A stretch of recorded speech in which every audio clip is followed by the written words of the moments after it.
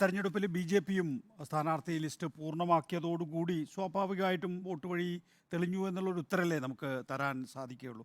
എങ്കിലും കേരളത്തെ സംബന്ധിച്ചിടത്തോളം ഇനിയും ഏതാണ്ട് ഒരു മാസത്തോളം ബാക്കി നിൽക്കുന്നു എന്നുള്ളതിനാൽ ഒരുപാട് കാര്യങ്ങൾ ഇനിയും തെരഞ്ഞെടുപ്പ് രംഗത്ത് ചർച്ച ചെയ്യാനുണ്ടാകും എന്നാണ് ഞാൻ കരുതുന്നത്. ദേശീയ വിഷയങ്ങളും പ്രാദേശിക വിഷയങ്ങളും ഒരേപോലെ ചർച്ച ചെയ്യുന്ന സംസ്ഥാനമാണ് കേരളം.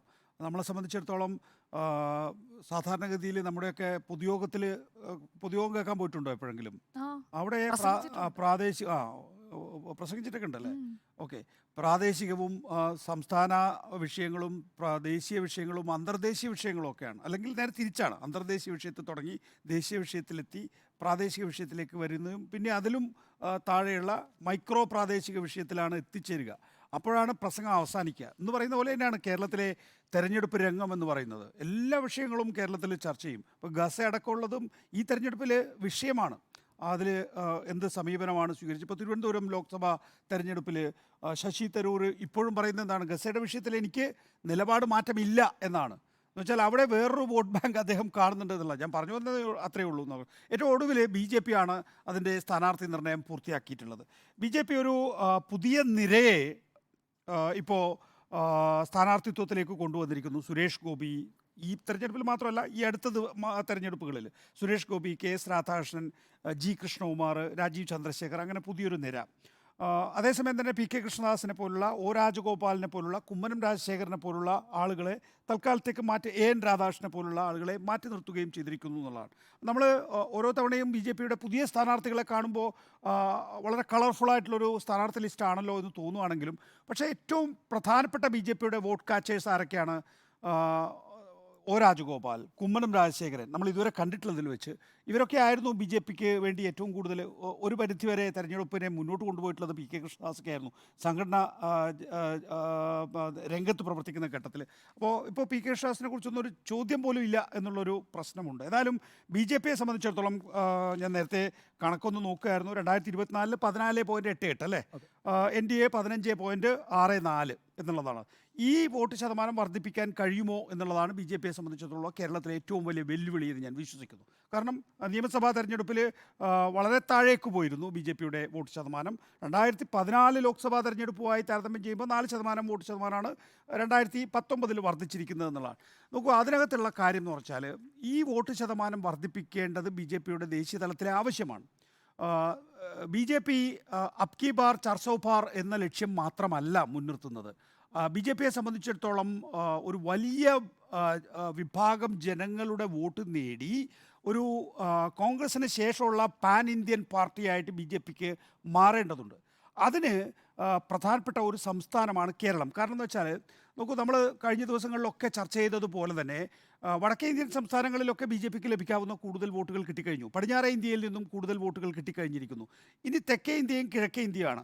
ഈ തെക്കേ ഇന്ത്യയിൽ പലപ്പോഴും വോട്ടുകൾ പൂർണ്ണമായും ബി.ജെ.പിയുടെ പെട്ടിയിൽ വീഴാറില്ല. ബി.ജെ.പിക്കാരായിട്ടുള്ള ആളുകൾ ഉണ്ടെങ്കിൽ തന്നെയും അവർക്ക് ബി.ജെ.പി സ്ഥാനാർത്ഥി ജയിക്കില്ല എന്ന കാരണത്താൽ അവർ പോയി ആരാണോ പ്രധാന പ്രതിയോഗി ആ പ്രധാന പ്രതിയോഗിയുടെ വോട്ട് പെട്ടിയിൽ കൊണ്ടിടും. കേരളവും അങ്ങനെയാണെന്നാണ് ബി.ജെ.പിയുടെ അസസ്മെൻറ്റ്. അതുകൊണ്ട് ഇത്തവണ പരമാവധി ശ്രദ്ധയോടുകൂടിയാണ് ബി.ജെ.പി അതിൻ്റെ സ്ഥാനാർത്ഥി നിർണ്ണയം പൂർത്തിയാക്കിയിട്ടുള്ളത്. എന്നാലും ബി.ജെ.പിക്ക് ജയിക്കാനാകുമോ എന്നുള്ളത് ഞാനൊരു അഭിപ്രായം പറയുന്നില്ല. അപ്പോൾ ബി.ജെ.പിയെ സംബന്ധിച്ചിടത്തോളം സാധ്യമായ വിധത്തിലുള്ള ഒരു സ്ഥാനാർത്ഥി നിർണ്ണയം പൂർത്തിയാക്കിയതോടുകൂടി ബി.ജെ.പിയും ട്രാക്കിലേക്ക് എത്തിക്കഴിഞ്ഞിരിക്കുന്നു.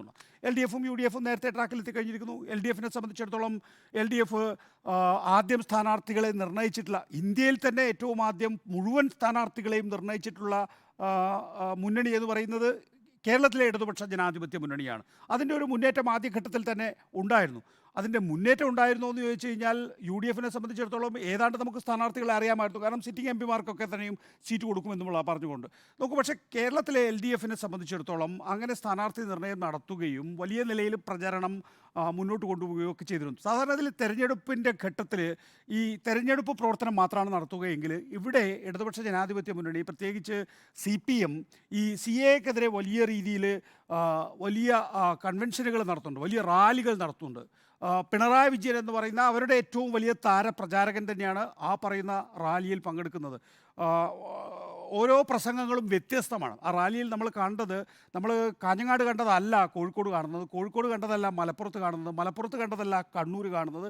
വ്യത്യസ്തമായ കണ്ടന്റ് ഉൾപ്പെടുത്തിക്കൊണ്ടാണ് പിണറായി വിജയൻ പ്രസംഗിക്കുന്നത് എന്നുള്ളതാണ്. അതിനകത്ത് സമസ്ത അടക്കമുള്ള എല്ലാവരും പങ്കെടുക്കുന്നുണ്ട് എന്നുള്ളത് നമ്മൾ കാണേണ്ടതുണ്ട്. അപ്പോൾ അതിനകത്ത് എന്താ CPM ലക്ഷ്യമിടുന്നത്? ഈ ലോക്സഭാ തെരഞ്ഞെടുപ്പിന് ശേഷം വളരെ പ്രധാനപ്പെട്ട 2 വോട്ട് ബാങ്കുകൾ നിർണായകമാണ് എന്ന് CPM കരുതുന്നു. ഒന്ന് സമസ്ത എന്ന് പറയുമ്പോൾ ന്യൂനപക്ഷ വോട്ടുകൾ. സമസ്ത AP വിഭാഗത്തിൻ്റെ വോട്ട് സാധാരണഗതിയിൽ അരിവാൾ സുന്നികളെന്നാണല്ലോ അവരറിയപ്പെടുന്നത്. LDFന് കിട്ടാറുണ്ടെങ്കിലും EK സുന്നികളുടെ വോട്ട് സാധാരണഗതിയിൽ CPMന് കിട്ടാറില്ല. പക്ഷേ 2016 മുതൽ സ്ഥിതി വ്യത്യസ്തമാണ്. ഒരു വിഭാഗം സുന്നി വോട്ടുകൾ CPMലേക്ക് വരാറുണ്ട് എന്നുള്ളതാണ്. ഇവിടെ ഈ CA പ്രക്ഷോഭത്തിൽ അല്ലെങ്കിൽ CA കൺവെൻഷനിൽ യഥാർത്ഥത്തിൽ CPM കൂടുതലായും പങ്കെടുപ്പിക്കുന്നത് ഈ സുന്നികൾ, ഈ പറയുന്ന EK വിഭാഗത്തിനെയൊക്കെ ആയതുകൊണ്ട് തന്നെ അതിൽ നിന്നൊരു വിഭാഗം വോട്ടുകൾ കിട്ടും എന്ന് വിചാരിക്കുകയാണ്. ഇപ്പോൾ സുപ്രഭാതം പത്രം വലിയ ആശങ്ക രേഖപ്പെടുത്തിയല്ലോ.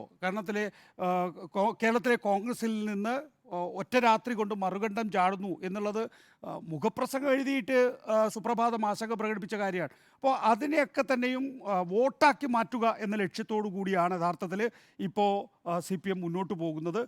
മാത്രമല്ല ഈ CA പ്രക്ഷോഭത്തിൽ പങ്കെടുത്തിട്ടുള്ള ആളുകൾക്കെതിരായിട്ടുള്ള കേസുകളൊക്കെ പിൻവലിച്ചുകൊണ്ടിരിക്കുന്നു. പിണറായി വിജയൻ തന്നെ ഒരു കണക്ക് പറഞ്ഞു. ഇപ്പോൾ K സുരേന്ദ്രൻ ആരോപിക്കുന്നത് ഈ തെരഞ്ഞെടുപ്പ് ഘട്ടത്തിൽ പോലും കേസുകൾ പിൻവലിക്കുന്നതിൻ്റെ നടപടിക്രമങ്ങളുമായി മുന്നോട്ട് കൊണ്ടുപോകുന്നു എന്നുള്ളതാണ്. അതുമാത്രമല്ല, ഇനി രണ്ടാമത്തെ ഒരു വലിയ സെഗ്മെൻറ്റ്, ഈ ന്യൂനപക്ഷ വിഭാഗങ്ങളിൽ തന്നെ മറ്റൊരു വലിയ സെഗ്മെൻറ്റ് എന്ന് പറയുന്നത് ലാറ്റിൻ കത്തോലിക്കരാണ്. 13% വരും കേരളത്തിലെ ലാറ്റിൻ കത്തോലിക്കർ എന്ന് പറയുന്നത്. ഈ 13% അവർ വിഴിഞ്ഞം സമരമൊക്കെ ഉണ്ടല്ലോ, വിഴിഞ്ഞം സമരത്തിൻ്റെ കേസുകളും പിൻവലിച്ചുകൊണ്ടിരിക്കുകയാണ്. മാത്രമല്ല, ഈ ലാറ്റിൻ കത്തോലിക്കർ ഒരു കാര്യം വളരെ ഖണ്ഡിതമായി തീരുമാനിച്ചിട്ടുള്ളത്, അവർ ലെയ്റ്റിയോട് പറഞ്ഞിരിക്കുന്നത് വെച്ചാൽ ന്യൂനപക്ഷങ്ങൾക്കെതിരായ അതിക്രമത്തിൽ സമാധാനപരമായ പ്രതിഷേധം സംഘടിപ്പിക്കാനാണ്. ഈ സമീപ ദിവസങ്ങളിൽ ഇന്നലെ കുരുത്തോലയായിരുന്നു അല്ലേ, കുരുത്തോല പ്രദക്ഷിണം നടക്കുമ്പോൾ, ഓശാന പ്രദക്ഷിണം നടക്കുന്ന സമയത്ത് പല ബിഷപ്പുമാരും സംസാരിക്കുമ്പോൾ എല്ലാ ബിഷപ്പുമാർക്കും ഒരൊറ്റ വാചകമുണ്ട് കേട്ടോ, അത് മതേതരത്വവും ജനാധിപത്യവുമാണ്. അപ്പോൾ അവർ പലപ്പോഴും ഭയത്തോടു കൂടിയാണ് കേന്ദ്ര സർക്കാരിനോട്, ഇപ്പോൾ മണിപ്പൂരായാലും ഈ BJPയുടെ അതിക്രമങ്ങളോടും പ്രതികരിച്ചിട്ടുള്ളതെങ്കിൽ ഇപ്പോൾ ഇലക്ഷനോട് അടുത്ത് വരുന്ന ഘട്ടത്തിൽ ക്രിസ്ത്യൻ സമുദായങ്ങൾ കുറച്ചുകൂടി ക്ലാരിറ്റിയോടുകൂടി പ്രതികരിക്കുന്നുണ്ട് എന്നുള്ളതാണ് സമീപ ദിവസങ്ങളിൽ കാണുന്നത്. അതുകൊണ്ട് ഞാൻ വിചാരിക്കുന്നത് ഇടതുപക്ഷ ജനാധിപത്യ മുന്നണിയെ സംബന്ധിച്ചിടത്തോളം ഈ ന്യൂനപക്ഷ വോട്ടുകൾ പരമാവധി സമാഹരിക്കാൻ വേണ്ടിയിട്ടാണ്. ഇപ്പോൾ ഉദാഹരണത്തിന് എറണാകുളം ലോക്സഭാ മണ്ഡലത്തിൽ കൃത്യമായ രീതിയിലുള്ള ലാറ്റിൻ കാൻഡിഡേറ്റ് 2019 രാജീവിനെയാണ് നിർത്തിയിട്ടുള്ളത്. രാജീവ് ഒരു ശക്തനായ സ്ഥാനാർത്ഥി ആയിരുന്നെങ്കിലും പക്ഷേ കഴിഞ്ഞ തവണ പല കാരണങ്ങൾ കൊണ്ട് വലിയ വോട്ടിന് 1 ലക്ഷത്തിൽ ചില്ലുവാനം 1.5 ലക്ഷത്തിന് മുകളിലേക്ക് പോയി രാജീവിൻ്റെ തോൽവിയുടെ ആഘാതം എന്ന് പറയുന്നത്. ഇത്തവണ വളരെ കൃത്യമായ ഒരു ലാറ്റിൻ കാൻഡിഡേറ്റിനെ വെച്ചിരിക്കുന്നു. 2 തോമസ് ഐസക് ആലപ്പുഴയിൽ നിൽക്കുന്നത്, പത്തനംതിട്ടയിൽ നിൽക്കുന്നത് അദ്ദേഹം ഒരു ലാറ്റിൻ.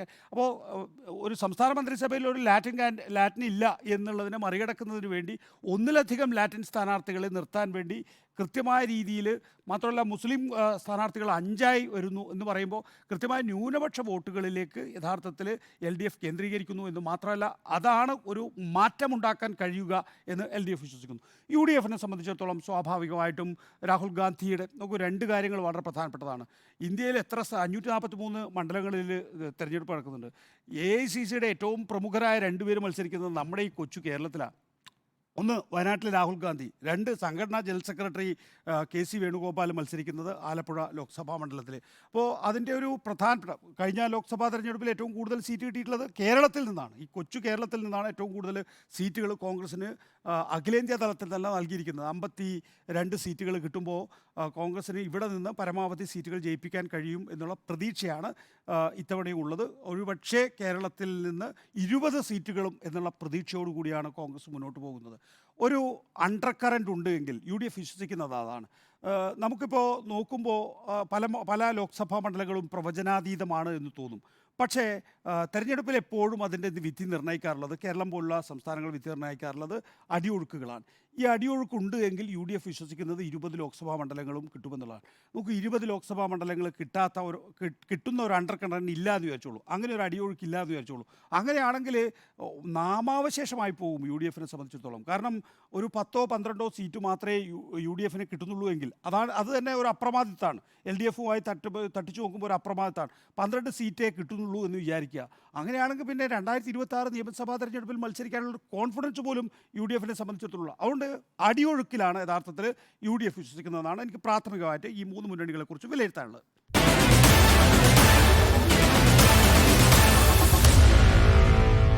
Meet the editors.